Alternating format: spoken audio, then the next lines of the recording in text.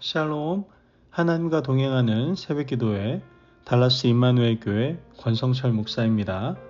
오늘도 하나님과 동행하며 풍성함을 누리시는 저와 여러분이 되시길 주님의 이름으로 축복합니다.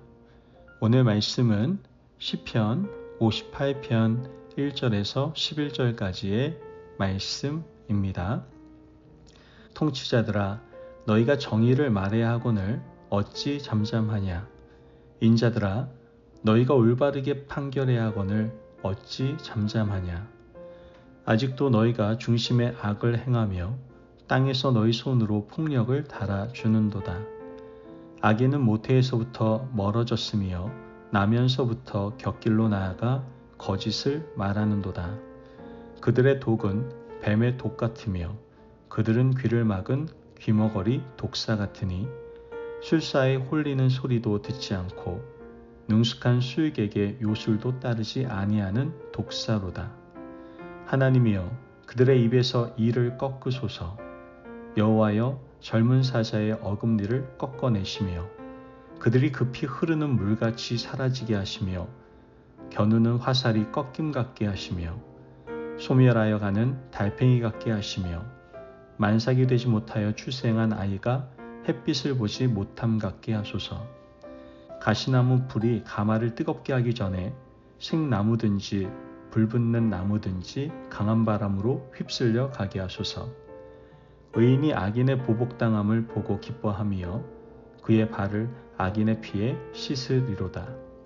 그때의 사람의 말이 진실로 의인에게 갚음이 있고 진실로 땅에서 심판하시는 하나님이 계시다 하리로다.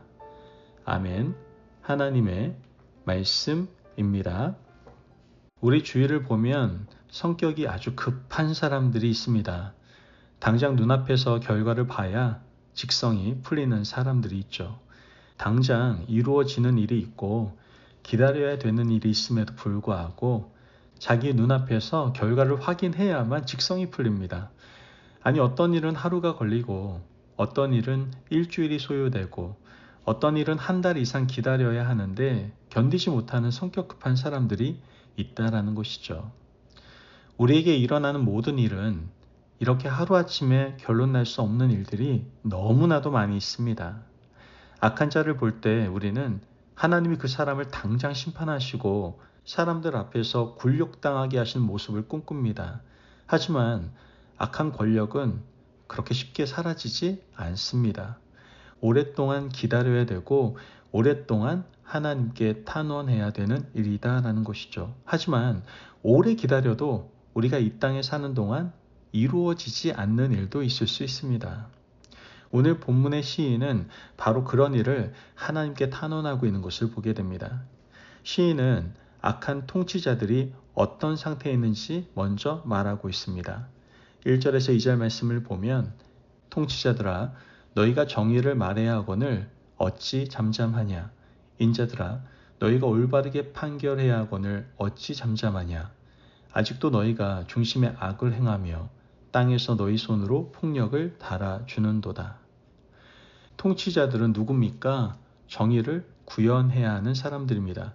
백성들을 통치하는 자리에 있기 때문에 반드시 정의를 구현해야 하는 것이죠. 백성들이 억울한 일을 당하면 통치자에게 그 일을 가지고 나아갑니다. 그러면 그들은 백성들의 송사를 듣고 억울함을 풀어주어야만 하는 것이죠. 하지만 통치자들은 불의를 보고도 심판하지 않습니다. 잠잠히 입을 다물고 있습니다. 여기서 그치는 것이 아닙니다.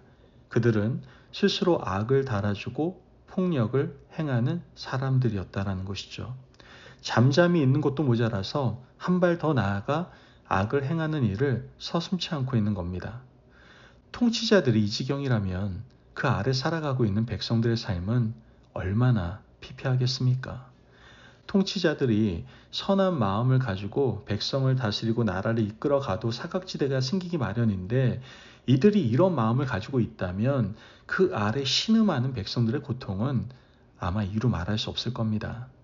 다윗은 이 때문에 법정으로 이 문제를 가지고 나옵니다. 하지만 곧 깨닫게 되죠. 법에 호소한다고 되는 일이 아니다라는 사실을 깨닫게 됩니다.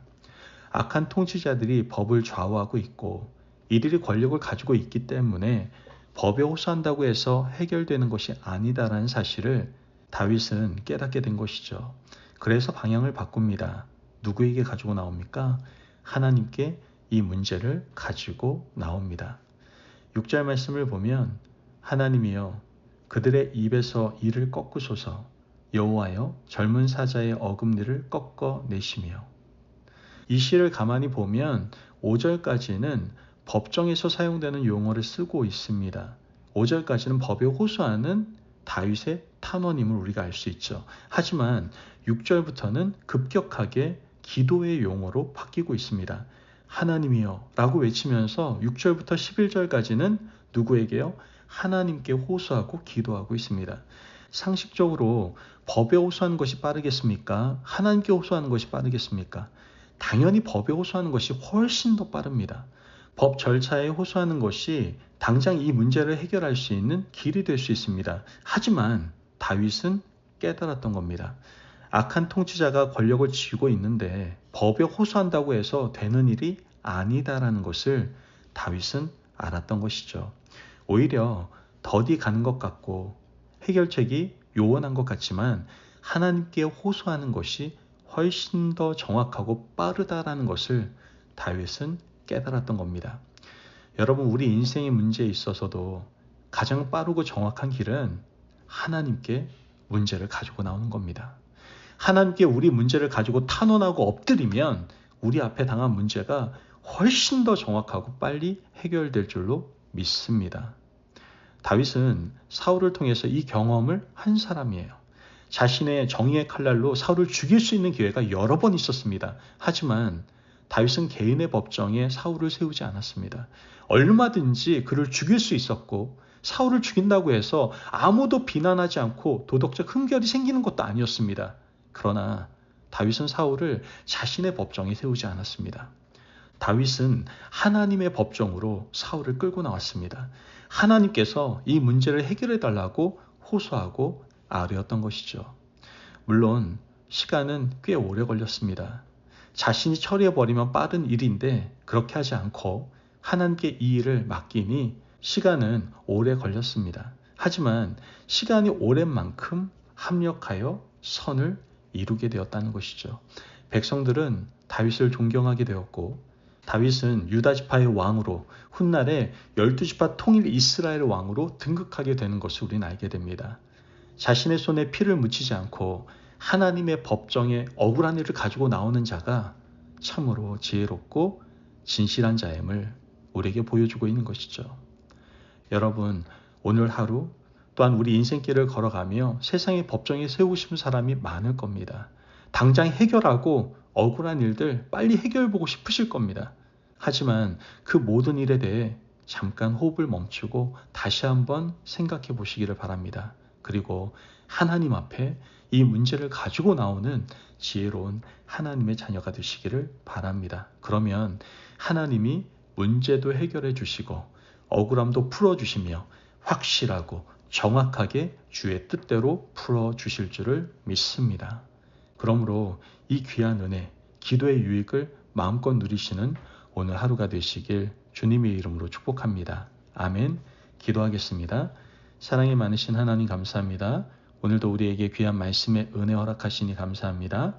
하나님, 우리가 개인 법정이 아니라 하나님 앞에 문제를 가지고 나아갈 수 있도록 우리를 이끌어 주옵소서. 비록 시간이 걸린다 하더라도 하나님께서 가장 정확하게 해결하심을 믿고 모든 문제를 하나님 앞에 나와 해결받을 수 있는 지혜로운 하나님의 자녀 되게 하여 주옵소서. 감사하며 예수님의 이름으로 기도합니다. 아멘. 오늘도 하나님과 동행하며 풍성함을 누리시는 저와 여러분이 되시길 주님의 이름으로 축복합니다.